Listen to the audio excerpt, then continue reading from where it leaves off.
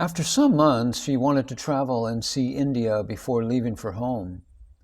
After a long tour of India, when she reached Calcutta, her port of departure, she suddenly felt the powerful pull of Bhagavan and Arunachala. Without a second thought, she returned. Bhagavan welcomed her with a glorious smile. Mrs. Noye describes her experience of her second sojourn this way. My love blossomed into deep devotion, and I was filled with ineffaceable peace. The things which seemed so vital before were no longer of any importance. I could see things in their correct perspective. The heartaches of yesterday and thoughts of tomorrow faded into insignificance and finally into complete oblivion. One day, seeing her with a beautiful rose, a devotee asked her about it. Mrs. Noye answered that it was for Bhagavan. But when she entered the hall, she had no courage to offer it directly to Bhagavan. So she placed the rose on a footstool that was usually kept before Bhagavan. Bhagavan looked at her and asked her, "What is this?" "It is only a rose, Bhagavan." "Will you give it to me?"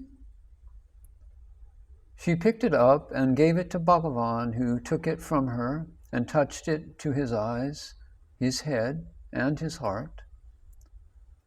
On seeing that simple, beautiful gesture, filled with emotion, a silent prayer burst forth from her heart.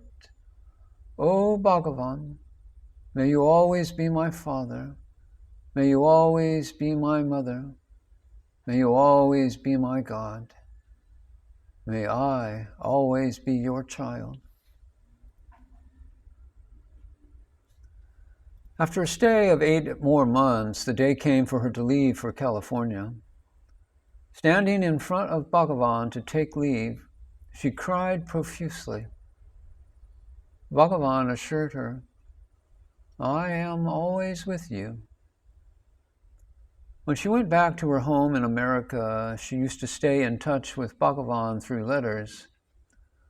Whenever she wrote, Mrs. Noye would write 4 letters, one addressed to Bhagavan, one to Nirajananda Swami, one to Bhagavan's attendant, Krishna Swami, who was very kind to her, and a 4th one to me. Every time he read a letter from Mrs. Noye, Bhagavan would, believe me, be moved to tears as she would have written in her letter, "Bhagavan, I am writing you this letter with tears rolling down my cheeks." In those days, Indians traveled very rarely to America, but whenever a devotee informed Bhagavan about such a trip, he would instruct them, "Go and meet Noye."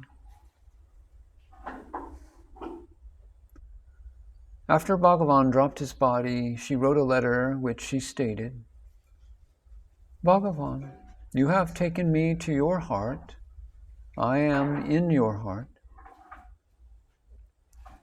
This remarkable lady, who came to Bhagavan full of anguish, suffering, and sorrow, successfully completed her spiritual journey through the unfoldment of Bhagavan's loving and compassionate grace.